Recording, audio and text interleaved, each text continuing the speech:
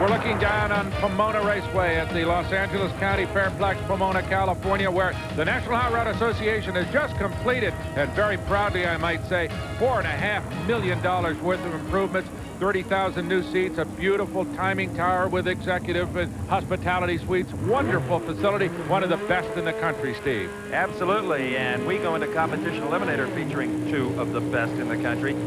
David Nickens, a former Winston champ 2 years ago, as a matter of fact, finished third in points last year, as witnessed by his number 3. Nickens out of Houston, Texas. He and his brother Robert have a very successful engine building business, Nickens Brothers Racing Engines. Larry Kopp, you heard Bob Fry talk to him earlier, a very competent guy out of Baltimore, Maryland. He gets the long distance award. And this is handicap staggered start racing. Kopp, he has a 906 national index, Nickens an 810. The difference is 96 hundredths of a second, and that is dialed into the Christmas tree. These are both 1982 Oldsmobile Cutlass automobiles. The big difference is under the hood. A V8, the car on the right-hand side of your screen, Nickens, a V6 for Kopp. So there's the huge difference in performance. And this handicap racing makes it possible to group a whole lot of different hot rods together using the national indexes as the equalizer. It's a lot of fun, but it takes a lot of patience on the part of the guy who leaves second, which in this case will be David Nickens by almost a full second. Can he wait it out? Yes! Yes, he did. In fact, Nickens cuts a fairly good light. And he gets around Kopp at 754, 174 miles an hour. That is a half a second under the national index, because there's no breakout in this kind of racing. Now, even though it's a staggered start, reaction time is still absolutely critical because it affects the difference down at the finish line. And in this case, it was Kopp at a .63 reaction time. 5.0 is perfect in sportsman racing because it's a half a second tree, not a 4/10, as we saw in the alcohol cars.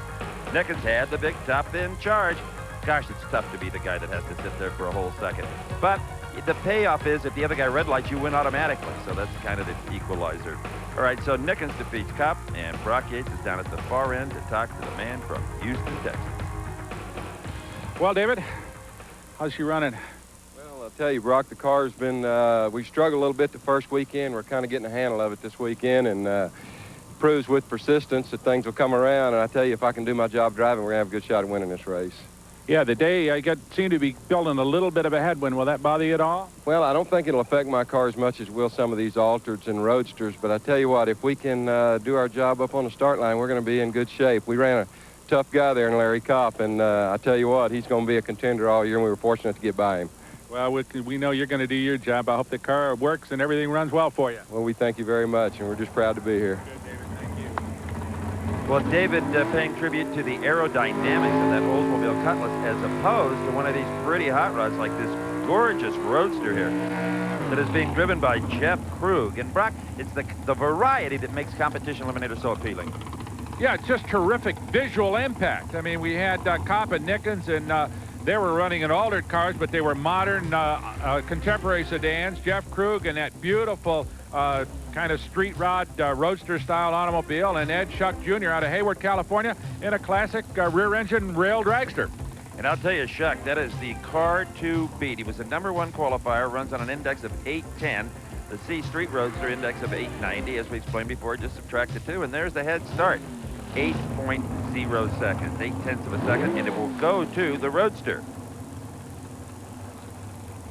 In round number 1, it was Shuck. As we said, he qualified #1, beating former Top Fuel world champion Rob Bruins, who's back in the sport in competition eliminator. Krug, he qualified 13th, beat Jerry Gravo in round number 2. So watch the lights. Good green light racing.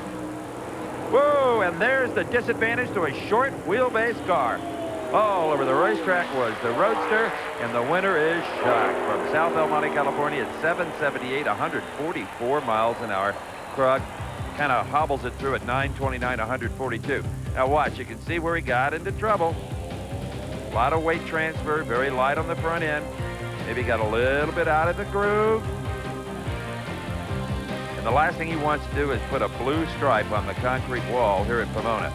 But he got it out of the racing line, and that was all it took to open the door for Mr. Shuck, who will go on to the semifinals. All right, a couple of more interesting automobiles come to the line. That is Rick Hort in that double B altered blown Corvette running on gasoline. Mark Chaperone in the other lane in a pretty contemporary Oldsmobile altered automobile, more like a pro stock car, Steve Evans, body style-wise. Speaking of body styles, Mark Chaperone and his family from San Diego are big time in the body and fender business all over that part of Southern California. Rick Hard from Kissimmee, Florida, another guy that made a long, long trip. But with his little double B altered, he's on an 821 index Chaperone with the G altered at 9 flat. So as you might imagine, it's a supercharged car who has to wait 79 hundredths of a second. It takes guts to run a blown car on gas in Competition Eliminator because you give up a tremendous amount of consistency. But the true hot rodders that love those blown cars cannot be dissuaded. And here he goes. He's got a shot at getting into the semifinal round. Well, it's going to take some discipline because Horde is going to leave on him by almost a full second.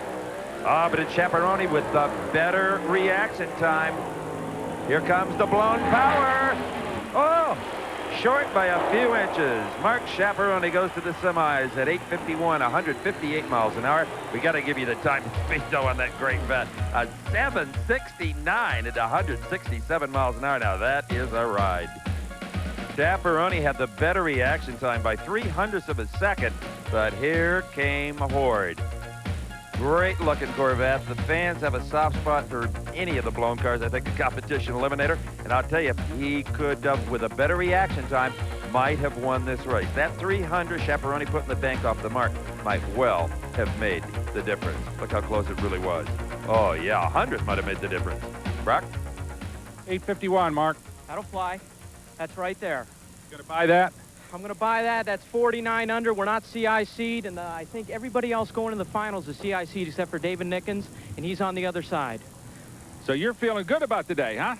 Well, you know, I sat down with Tony before the race, and he said, brother, you got to go up there with ice in your veins and just do your thing. It's you in that lane. You just do your thing, baby, and you're going to be there at the end. Good pep talk. Worked. It worked real well. I'm proud of him, and I'm proud of the crew. Good job, Mark. Thank you, sir. Okay. Bye-bye now. CIC means if you run more than a half a second under the index, the very next round they're going to tack an additional 0.05 of a second penalty on top of it. That's why they're trying to win with like an 8:49 instead of an 8:51. Keeps the competition really even rather than adding weight or reducing the displacement or doing all sorts of mechanical stuff to the cars to slow them down. They just dial in a little extra time into that really magic electronic timing system the NHRA uses. That's right. Bob Haas, he understands being CIC. It's happened to him many times out of Simi Valley, California. He runs hard. Tom Hayner from Scottsdale, Arizona will be his competitor. Now, it's a C Economy Dragster. That's a carburetor with an automatic transmission up against Hayner's A Dragster, which is the fastest class in all of Competition Eliminator. They are capable, I believe, this year of hitting 200 miles an hour with A Dragsters. Well, Tom Hayner in the near lane is going to sit for a while, and that is going to take some discipline. And I'll tell you what, Steve, it's been amazing. We have not had any red lights in this round with these cars. No, we have not, and that's amazing considering some of the long handicaps. Hayner's car in the near lane uses basically a pro stock style motor. Haas is away. He could not wait. Hayner by less than 0.03 of a second. Red light. I think he could have won it with a clean green. 698, 172, loses it. Haas a 783 at 169 miles an hour. So that will set up our pairings for the Competition Eliminator Final Four. It's going to be the San Diego driver, Mark Chaperone, up against Bob Haas, and Chaperone will have the lane choice. Good job, Mark. And the other half of the Comp Final Four, it is David Nickens up against Ed Schuck Jr. Nickens will have the lane choice over the dragster. Did you see the red light in the other lane? Yeah, I did. I'm a little slow today, so I'm trying to get lane choice over these guys. They're a little bit faster than me. So I'm pushing it out the back door, trying to get whatever I can out of this little small motor that Meropoulos built for me. Bill builds a good motor, and I just want to make him look good, so I'm trying as hard as I can. So you were squeezing the light too, huh? Yeah, I got on it, so. Good job. Well, onward and upward. And are you concerned about lack of horsepower in this thing? No, it's not the horsepower. It's just this is new to me, this class, and I'm just trying to take every advantage I can. Bill's helped me a lot, and I just want to make sure I look good for him. Good deal. Thank you. It ain't easy, especially if you're new to the competition. And here's a young woman who is very quickly earning a lot of respect in the alcohol dragster ranks. Tiffany Hyland will meet Larry Sutton when we come back to Pomona, California. Stay with us.